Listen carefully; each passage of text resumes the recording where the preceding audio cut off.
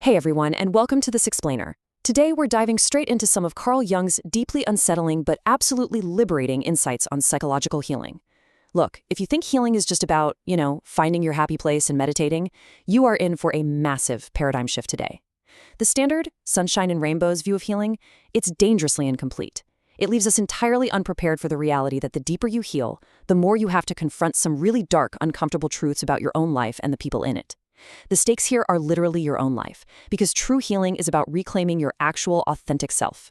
So Carl Jung had this incredibly powerful, actually kind of disturbing premise. He suggested that true healing doesn't start with happiness at all. Instead, it makes you unpredictable and, well, dangerous. Now, not physically dangerous, of course, but extremely dangerous to the invisible, dysfunctional dynamics that secretly run our everyday lives. Think about it. When you finally stop acting out of trauma or endless people-pleasing, your entire ecosystem is forced to shift. And let's be honest, people absolutely hate it when their comfortable little ecosystems are forced to change. There's just this incredibly sharp contrast between what we expect healing to be, a peaceful, serene journey, and the reality that it often triggers intense relational conflict long before any peace actually shows up. The moment you stop tolerating what used to feel totally normal, people start reacting to you completely differently.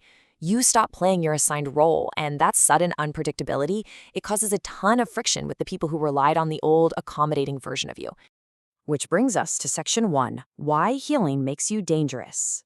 As you start to gain self-respect and finally lay down some boundaries, your whole perception changes. Suddenly, you start noticing hidden motives literally everywhere. You realize how often society confuses really unhealthy dependencies with genuine love.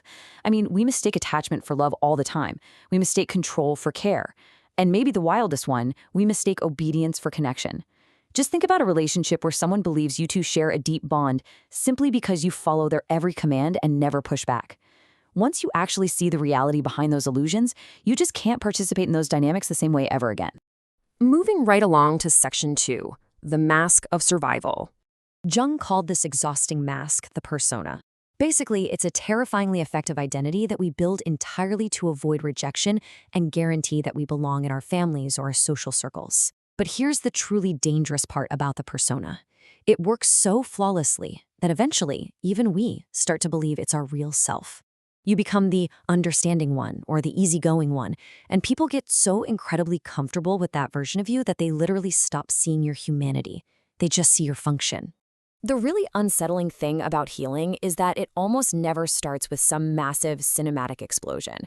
Instead, it usually begins with this deep, quiet exhaustion.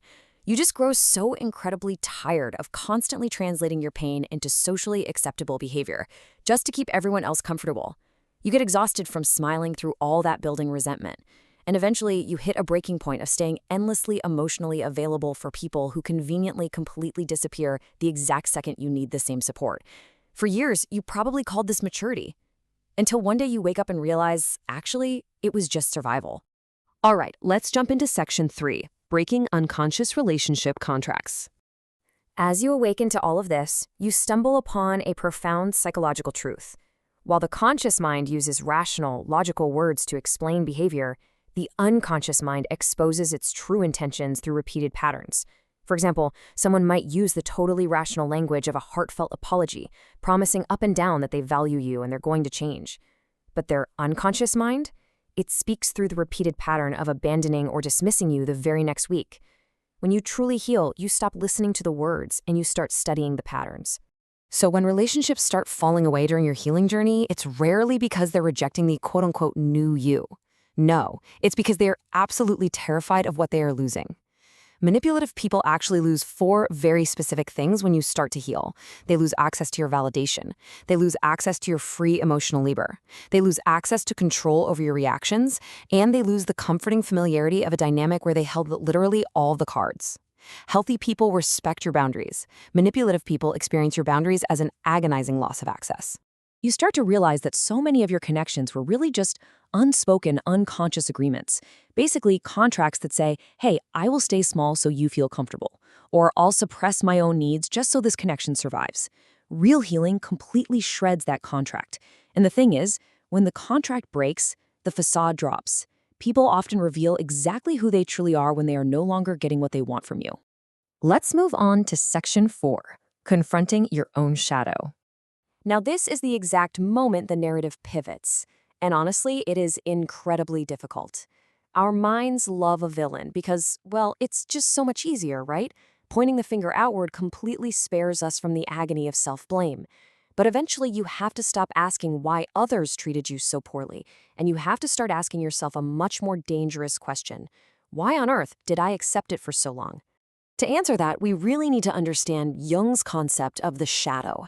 The shadow is this buried collection of denied impulses, suppressed emotions, and condemned traits that secretly dictate our behavior, completely beneath our conscious awareness. It's the messy, unpolished, raw version of yourself that you were taught to hide. Your justifiable anger, your selfishness, your deep fear of abandonment, all of it just stuffed away in the dark, just so you could remain loved and accepted by everyone else. Looking into the psychological mirror, it absolutely destroys the illusion of our own moral purity. It reveals that our so-called good behaviors were sometimes just sneaky, manipulative strategies to survive. You really have to ask yourself, was your kindness actually rooted in a profound fear of rejection? Was your endless patience really just rooted in a paralyzing fear of confrontation? Were you giving relentlessly just as a strategic move to earn worth and avoid being abandoned? Realizing that your greatest virtues were actually just survival mechanisms hits the ego like a bucket of freezing cold water. That takes us to Section 5, the price of awareness. One of the wildest things we discover is that the human nervous system will actually actively sabotage your healing. Why? Simply because it prefers the predictable pain of psychological familiarity over the completely unfamiliar peace of freedom and uncertainty. The brain will take a known threat over an unknown peace every single time because it already knows exactly how to survive the known threat. It will cling to what is familiar, even when that exact familiarity is actively destroying you, just because suffering has somehow become your comfortable baseline. When you finally stop rescuing everyone and stop playing your assigned role, you are faced with a terrifying emptiness. It begs this incredibly heavy question. If you are no longer sacrificing yourself for approval, who are you? If you just stop overextending yourself emotionally right now, who still calls? Facing that immense identity loss feels almost like death to the ego. It's in that heavy, heavy silence where you realize just how much of our society actually praises and rewards self-abandonment.